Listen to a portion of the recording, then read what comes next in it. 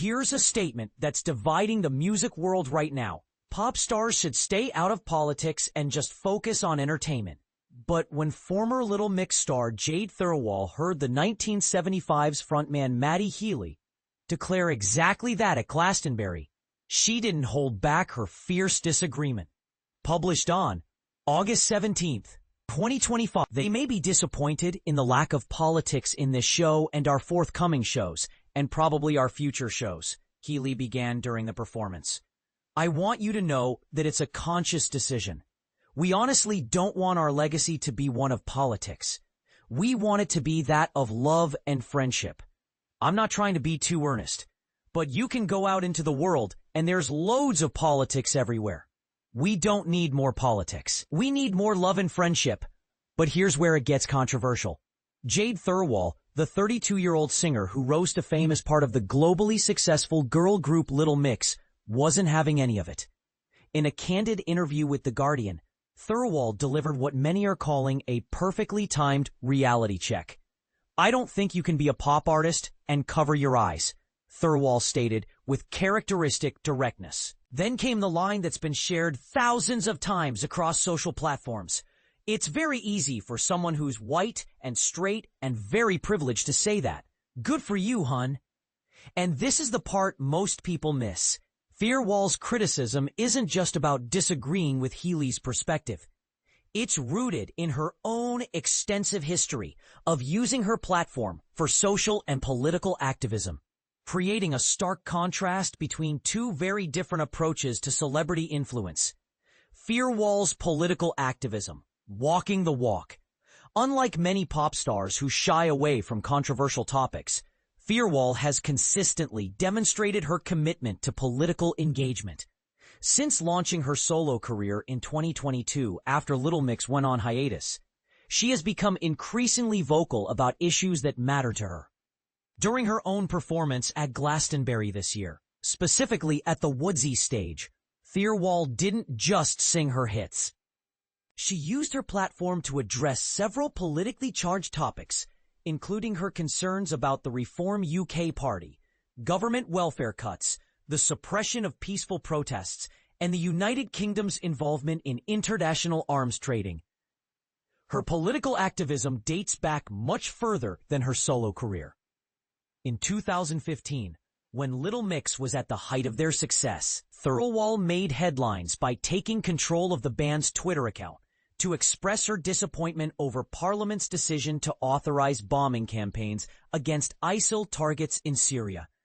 I got in a bit of trouble for that, but I felt very passionate about it, she later admitted, showing that her willingness to speak out has sometimes come at a professional cost. But perhaps most significantly, Thirlwall's political awakening is deeply personal. Growing up in South Shields, a coastal town in northeast England, she has been open about experiencing what she describes as countless microaggressions directed at both herself and her family members. These experiences were so frequent that she admits becoming desensitized to racial slurs, a troubling reality that many people of mixed heritage face in predominantly white communities. The 2020 Black Lives Matter movement served as a catalyst for Thirlwall and her family to confront and process trauma they had previously normalized. In that moment, we had to be like, actually, it's not okay for people to call us those things, she explained. My ma'am had to confront people she'd known most of her life. The right people apologize and better themselves, and you get rid of the wrong people. It was a big change for us. Matty Healy's contradictory history. Here's where the story takes an ironic twist. Despite his recent declaration to remain apolitical, Matty Healy has actually built much of his recent notoriety on highly political and controversial actions. The most significant example occurred in 2023 during the 1975's performance at Malaysia's Good Vibes Festival. In a deliberate act of protest against the country's strict anti-LGBTQ+ laws, Healy kissed his bandmate Ross MacDonald on the mouth during their live performance. The gesture was clearly intended as a political statement, but it had serious consequences. The entire three-day festival was immediately canceled. The 1975 faced a $2.4 million lawsuit, and the band was permanently banned from performing in Malaysia. Then there was another incident that raised eyebrows internationally. During a performance of the 1975 song Love It If We Made It, specifically during the lyric, "Thank You Kanye, Very Cool," a reference to Kanye West's anti-Semitic controversies, Healy appeared to deliver what many interpreted as a Nazi salute. This gesture occurred at a time when West was facing widespread criticism for his anti-Semitic statements, making Healy's actions seem like a deliberate political commentary. These past actions make his current apolitical stance seem particularly puzzling, if not hypocritical, to many observers. The internet responds: no mercy for Healy. Social media users have not been kind to Healy's Glastonbury declaration, with many echoing Thirlwall's sentiments in much harsher terms. Their legacy will be cowardice and complicity, wrote one Twitter user, summing up the disappointment many fans felt. Another comment was even more brutal: loathsome little Nepo baby coke rat, highlighting the perception that Healy's privileged background makes his political withdrawal particularly tone-deaf. Perhaps the most pointed criticism came from a user who wrote, "Making that statement was 100% political. What the fuck does a pop band have to do with friendship?" Friendship with who? I had no opinion on this band prior to this. Fuck them. This last comment touches on something crucial that many critics have pointed out.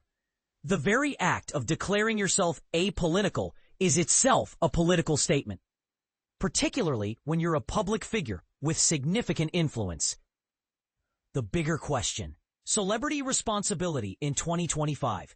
What makes this controversy particularly fascinating is how it reflects a larger cultural debate happening right now about the role and responsibility of celebrities in political discourse.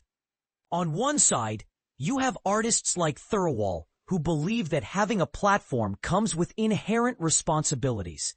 From this perspective, when you have millions of followers and significant cultural influence, choosing to remain silent on important issues is essentially choosing to maintain the status quo, which is in itself a political position. On the other side, there are those who argue that entertainers should focus on their craft and leave politics to politicians. This camp believes that music, film, and other forms of entertainment should serve as an escape from the harsh realities of political life, providing audiences with relief rather than additional stress. But here's what's really controversial about this whole situation. Is Healy's sudden pivot to love and friendship genuine? Or is it a calculated move to avoid the kind of backlash and financial consequences he faced after the Malaysia incident? Some critics are suggesting that Healy's newfound apolitical stance might be less about artistic integrity and more about protecting his bottom line. After all, political statements can be expensive, as the 1975 learned firsthand with their $2.4 million lawsuit. Meanwhile, Thirlwall's willingness to continue speaking out, even when it might cost her professionally, raises questions about what authentic activism looks like in the entertainment industry. So here's what I want to know. Do you think celebrities have a moral obligation to use their platforms for social and political issues, or should they focus solely on entertainment? Is Thirlwall right that you can't be a pop artist and cover your eyes? Or does Healy have a valid point about needing more love and friendship instead of politics? And here's the really uncomfortable question. When artists like Healy suddenly decide to go apolitical after facing serious consequences for their political actions, are we witnessing genuine artistic evolution or calculated damage control? What's your take on this heated debate? Should pop stars stay in their lane? Or is silence in the face of injustice actually complicity? Let's discuss in the comments. I have a feeling people are going to have some very strong opinions on this one.